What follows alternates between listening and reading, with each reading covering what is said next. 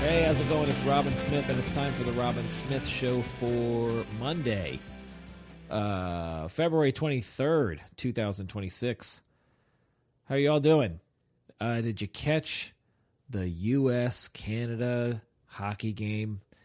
Which one am I talking about? Which one is he talking about? It doesn't matter. Men's, women's. Can you believe it? Can you believe it?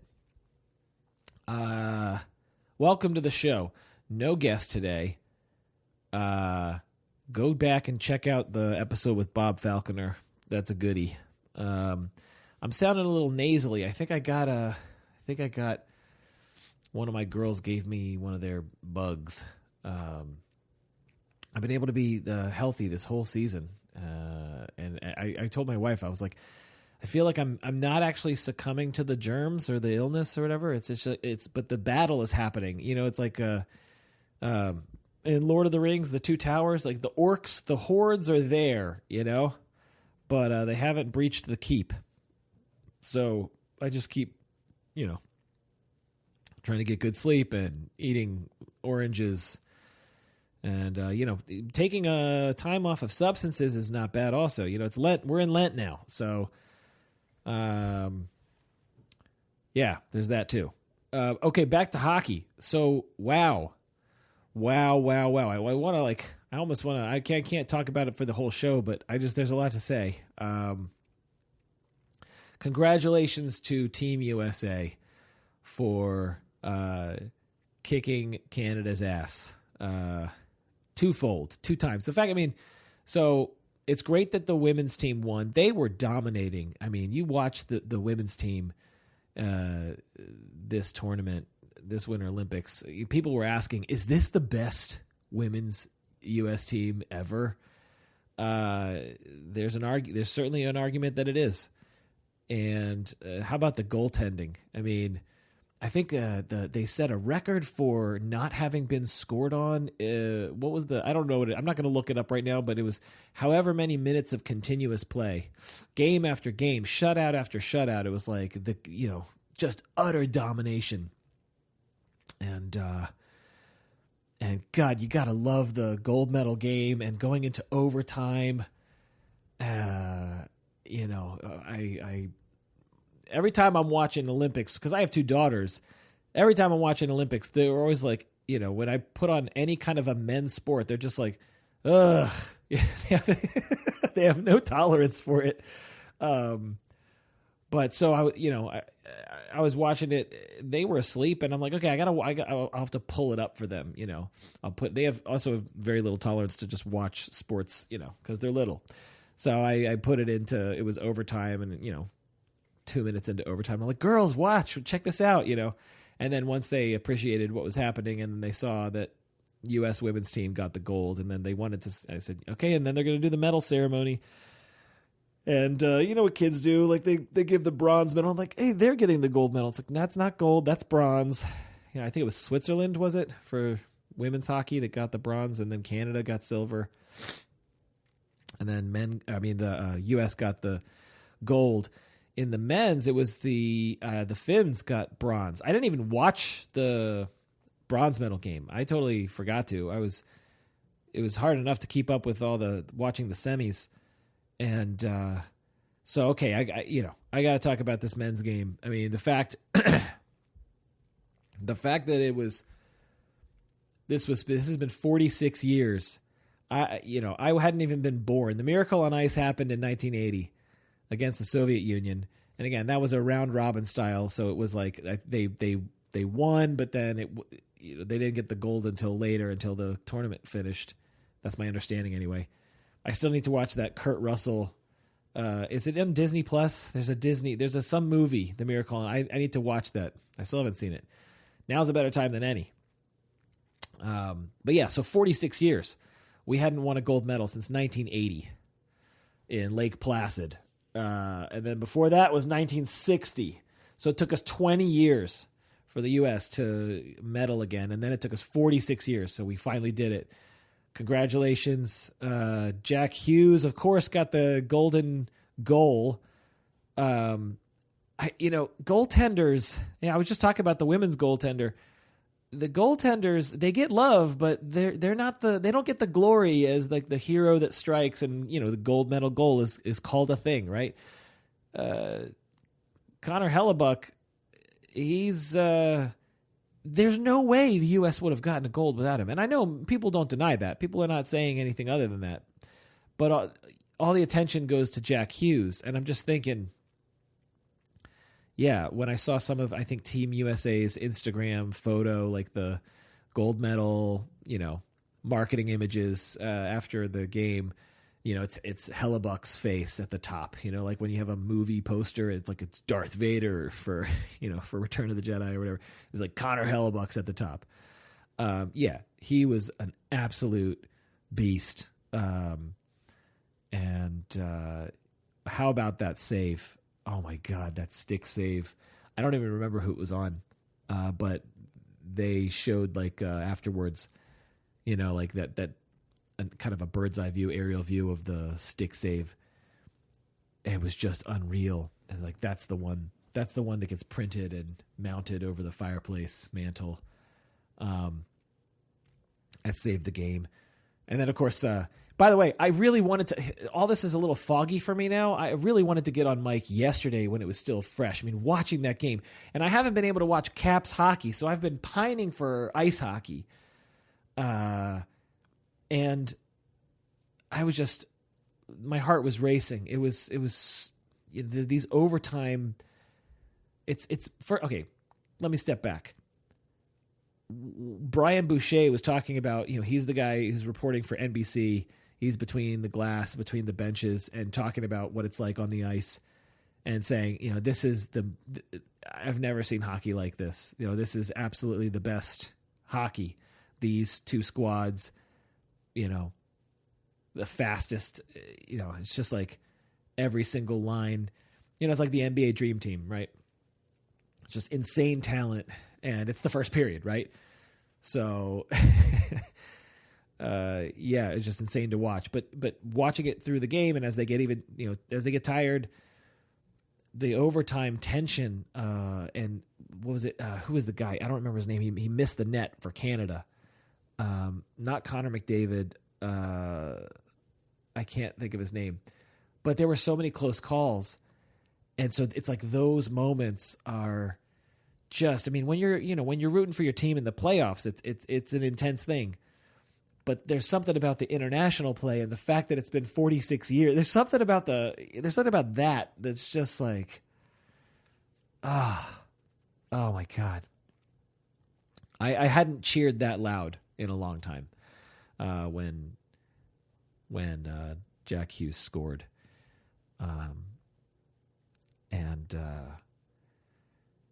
then they had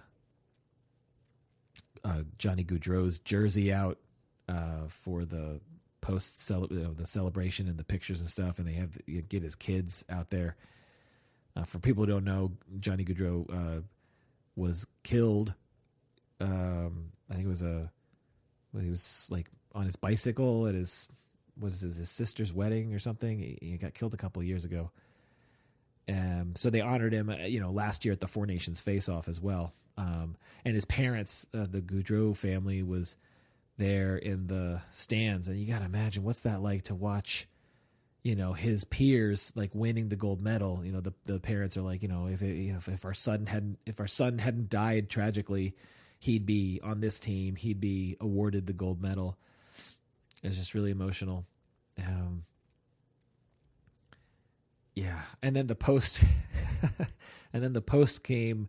I mean, I'm sorry, I'm going on and on. Okay, it's 9 minutes into the show, and yeah, that is. I'm only talking about that. I'm only talking about U.S. Canada hockey, men's and women's. I mean, and also for the fact again, I wanted Canada to beat Finland, because I wanted it to be this. I wanted it to be U.S. versus Canada. The fact that it was the fact that men's and women's team, and it was the same score, in overtime, 2-1. And the fact that it was on the same date, the Miracle on Ice was February 22nd, 40 years ago. I'm sorry, 46 years ago to the date. Yeah. And, I'll confess to you, I took great joy in watching Sidney Crosby and Brad Marchand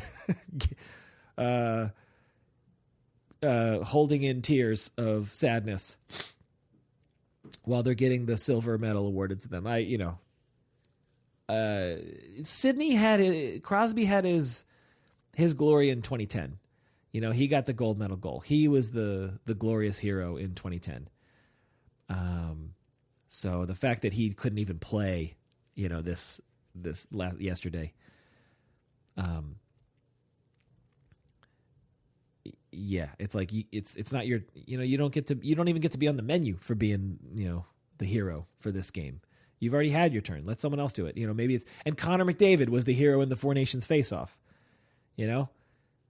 So let someone else do it. And Jack Hughes, of course, he traded his 2 teeth. He got, there were high sticking calls. I mean, that's the other thing is like the fact that they didn't convert on the double minor high sticking call. It was just, and okay. So let me just specify: the U.S. gets, I don't remember who it was on, but one of the Canadian players does a high stick to Jack Hughes' face and knocks out, he chips his front incisor. There was another tooth, maybe whatever the tooth is that's next to that, like, is also chipped. So I think he's had these injuries before. I don't know if those were crowns or caps or whatever the dental terminology is, but there was blood on the ice. So they get, when it's high sticking and there's blood, it's a double minor. They get 4 minutes in the penalty box. And so the Team USA is on the power play for 4 minutes, and we couldn't convert on that power play. We started to get some momentum, and it was good, but the fact that we couldn't convert, I was like, it's such a missed opportunity. But the other thing to say is that it was a 5-on-3. Canada had a 5-on-3, and we didn't let them score. I mean, Canada's so talented. I mean, they looked like they outshot us. It seemed like they were. I mean, honestly, it seemed like they were the better team. Team Canada, had more talent. It seemed that way. They outplayed us. They played the better game. And in an overtime match, as oh God, what's his name? I don't remember his name. God, it's killing me now. I got head coach of Canada. John Cooper. Yes, John Cooper said in the post-game interview, it's 3-on-3. It's not hockey. It's not like in the playoffs when you are going, 20 more minutes of 5-on-5 hockey, in overtime. He said something like, no one wants to see, it's 60 minutes of hockey. No one wants to sit there and watch hockey for 5 hours. Hockey fans do. Hockey fans, but he's talking about the general Olympic audience, So, it's just, it went the U.S.'s way. It was the hockey gods were smiled upon the U.S., but Canada played such an outstanding game.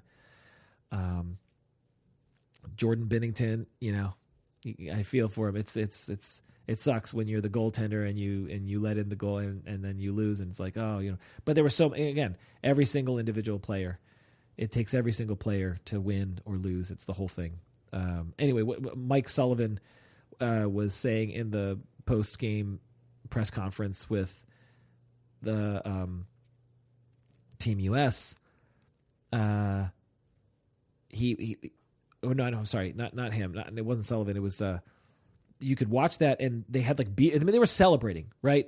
So Sullivan says something like, "Oh, there's like milk drinkers and there's whiskey drinkers," and he's like, "We got whiskey drinkers on our team." So he's like, endorsing alcohol. Austin Matthews is there right next to him, drinking some Pilsner. They all had just been spraying champagne, in the locker room, celebrating. And then they got to go out and do the press circuit. They're getting taken away from all the celebrations because they're going to go talk to the press, and they have their beers up there. And you can see Austin Matthews look over, and someone's talking to him, probably to say something like, this is the Olympics, so put the beer under the table or something, like kind of like get. And he looks over, and he's like, and so he grabs his beer, he takes one more sip, and then he puts it under the table. Meanwhile, Jack Hughes and Quinn Hughes are out there, and they don't do that, or maybe one of them does. But anyway, the point is, it was kind of awkward that way. And then and then later, I don't know if it was the beer company, I don't know if it was Corona or whatever, but someone brings all of them beers, like brings Mike Sullivan beer, Austin Matthews beer, Quinn and Jack Hughes beers, and then they're all there. And Mike Sullivan's like, cheers, and he drinks it, and I was just kind of thinking about, what's it like for people who struggle with alcohol, who are fans of Olympic sports, fans of hockey, and they're watching this and they're seeing that kind of tension. Maybe it's the psychology of me and giving up alcohol during Lent. Do you think it has something to do with that? Maybe, or knowing people who I love and who are close to me who struggle with alcohol. That's why I'm thinking in this way. But then they were asked. Like, oh, the president of the United States called you all. How did the FaceTime call with the? What did it mean to you that the president called or whatever? And the two younger Quinn and Jack Hughes, they immediately look over to Austin Matthews, who's the veteran.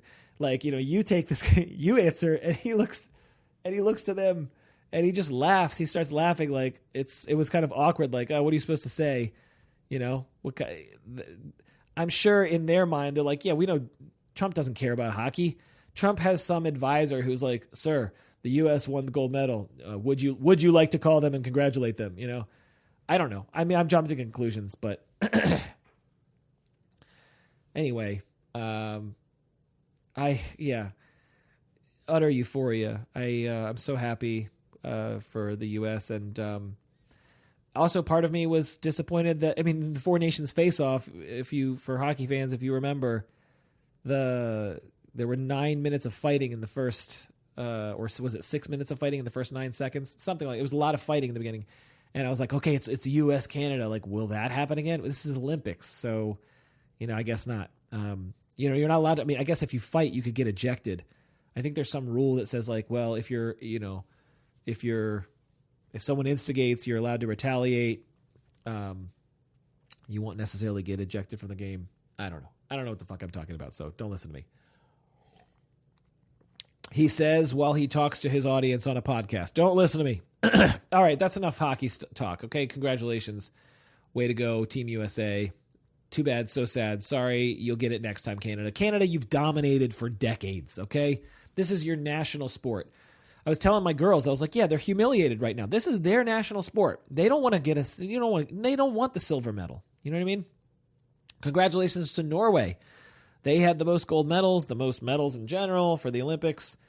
I still didn't watch the closing ceremony for the Olympics. I kind of watched a little bit of it, and I was like, this is something my younger daughter would really like. My girls like to watch the pretty costumes. They like the figure skating, and again, if they see even pairs figure skating, they're like, oh, I just want to watch the girl. And then also just the last note I have here is just Snoop Dogg, special correspondent Snoop Dogg. Who saw that coming? Was Snoop Dogg a part of the Olympics last time?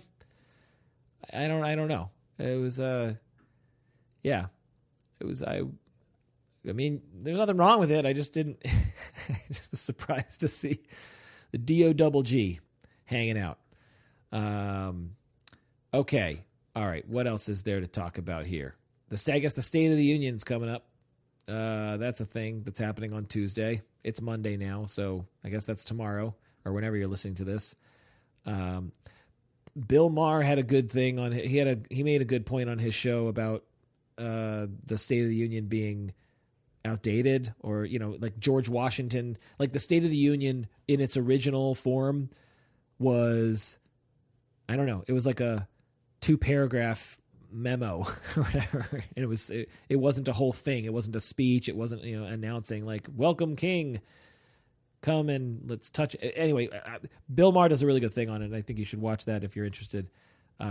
He made a pretty strong case, and I was like, I see your point. And also like, I've just been socialized that the State of the Union is a thing. And so I think part of me would be sad if it was abolished, but anyway, what the fuck do I know? I haven't been on mic for a couple weeks. So hope you all had a good Valentine's Day. My family went on a ski trip, and I think that got in the way of recording, a pre-roll for Bob Falconer's episode. So it's happy belated Valentine's Day, happy belated President's Day. Jesse Jackson died. I guess that was in the news. Honor the late Jesse Jackson. It is Black History Month, so he gets extra honors for his contribution to society and in our society. And I think what else is there to say? I think that's it. I think I have I'm going to promote Hammer No More the Fingers. They're playing February 27th at Flatiron in Greensboro, North Carolina. Get your tickets. That's coming up. That's in 4 days. I'll put a link in the show notes there. And let's help out pro bono counseling here. Let's read a little bit about pro bono counseling. Pro bono counseling, your mental health connection. At Pro Bono Counseling, we believe access to quality mental health care is a human right and can change a person's life. Our goal is to help people of all backgrounds in Maryland find the right mental health professional to meet their needs, no matter their income. Visit probonocounseling.org to learn more. And that's it. You'd think I'd play a track from Hammer No More the Fingers, given the fact that they have a show coming up, but I'm not gonna. I've eaten too much time talking about hockey. I knew it would go this way. It would probably have been even longer if I had been able to get on mic yesterday right after the game, but it wasn't to be. I got to go. I got to go right now. So thanks for listening, and until next time. The Robin Smith Show is produced by me, Robin Smith. Executive produced by Robin and Kelly Glenn Smith at Team Robley. Theme song by The Very Small. The show is engineered by one of my alters, Games Nabisco. Listeners can get in touch by calling or texting the hotline at 301-458-0883. Messages can be sent to robinsmithshow@gmail.com.